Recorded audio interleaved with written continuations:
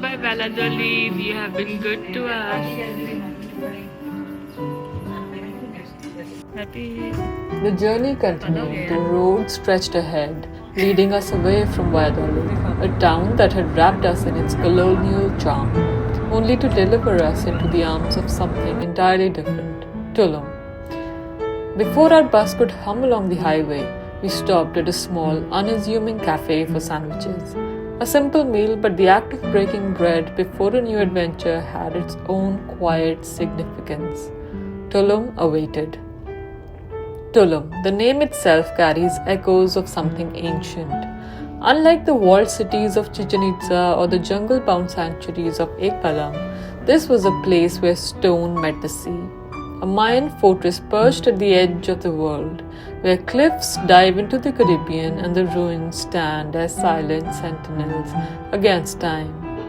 We reached our hotel, a sanctuary hidden within foliage, large pool, independent apartments, and a balcony view that felt like a private pocket of the forest.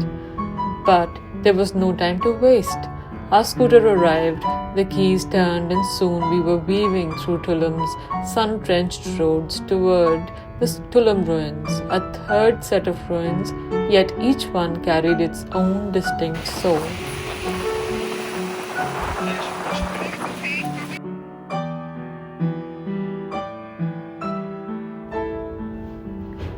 Tulum, one of the last great cities of the Maya civilization, was a fortress, a sacred place of trade, and perhaps most significantly, a place of prophecy.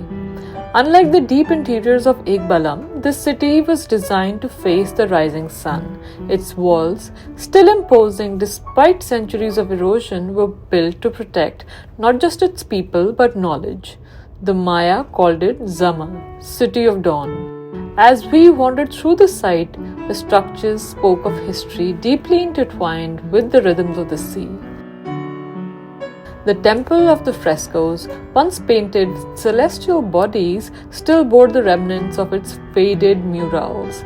The temple of the descending god, where a figure seemingly falls from the sky, was a symbol of mystery, a deity associated with bees, fertility, and renewal. But the most commanding of all was El Castillo, perched at the cliff's edge overlooking the infinite stretch of turquoise. It wasn't just a temple, it was a lighthouse, guiding seafarers through the treacherous reefs that lay hidden beneath the waves. And then there were the lizards. Iguanas sprawled across warm stones as if they too were guardians of this ancient realm, basking in the wisdom of a civilization long gone.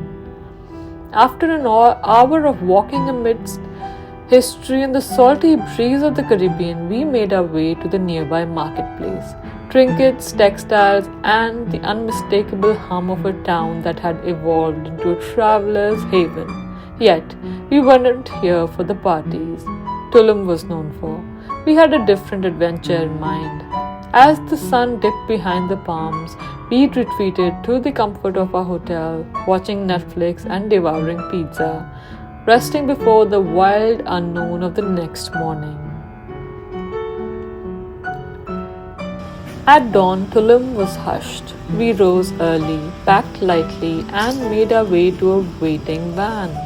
The day's journey would take us into the heart of Sian Ka'an Biosphere Reserve, a place whose name in Maya means origin of the sky. Before the long ride ahead, we stopped for coffee and a sandwich, one last taste of familiarity before plunging into the untouched wilderness. The road to Sian Ka'an was unforgiving, a bumpy, rattling stretch of earth that seemed determined to test our patience. The 45-minute ride felt endless, a constant dance between holding on and laughing at our own helplessness. But then the world opened up. The scent of salt and earth mixed together, the sound of waves and wind in the mangroves. We had arrived. Our guide, a guardian of this watery kingdom, gathered us for a briefing. Sian Ka'an is one of the largest protected areas in Mexico, home to creatures that move between worlds, manatees that drift through the estuaries, crocodiles that bask in the sun, and birds that rule the skies. Our boat cut through the waters, leaving behind trails of white foam. The first stop was manatee spotting. Although they remained elusive, rising only briefly for air, their presence felt mythical. Gentle giants of a forgotten world. Next, we passed by remnants of a Mayan outpost. Lost among the mangroves, a whisper of an era when the Maya used these waters as trade routes. Then came the crocodiles, massive, prehistoric, sun-drunk beasts, lying still yet ever watchful. Their eyes barely flickered as we glided past, and then an explosion of movement, an islet teeming with birds, fregates, herons, pelicans, each one a master of the sky, their wings cutting against the brightness of the midday sun. We moved fast, the boat bouncing over waves, wind whipping our faces, the shifting shades of blue and green playing tricks on the senses. It was electrifying, and then a pause. We reached a secluded island, its sands soft and white where time seemed to hold its breath. People waded into the waters. Some fished, others simply stood still, absorbing the purity of a place untouched by time.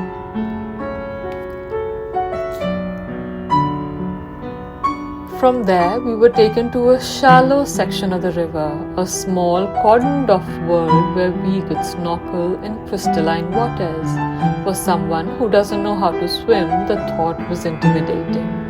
But then the guide took my hand, and for the first time, I felt myself floating below a world I had never known. Fish moving in choreographed silence, tiny flickers of silver and gold, life existing in slow motion. It was humbling, a reminder that there is always more to see, more to learn. After hours of sun and sea, we gathered for a final meal. Simple, perfect. Tacos, nachos, the unmistakable warmth of food after a day of salt water and wind. The conversations were light, the exhaustion mixed with satisfaction. This was adventure.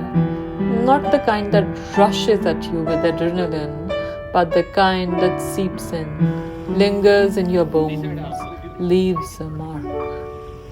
As the van rumbled back, our bodies swayed with the rhythm of the road.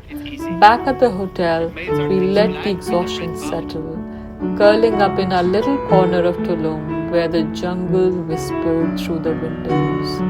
Netflix hummed in the background, a contrast to the raw, untamed world we had just left behind. And so, another day ended, not with grand celebrations, but with quiet fulfillment. Tomorrow the journey would continue, but tonight we rested, carrying the weight of the ocean, the sky, and the stories whispered in the wind.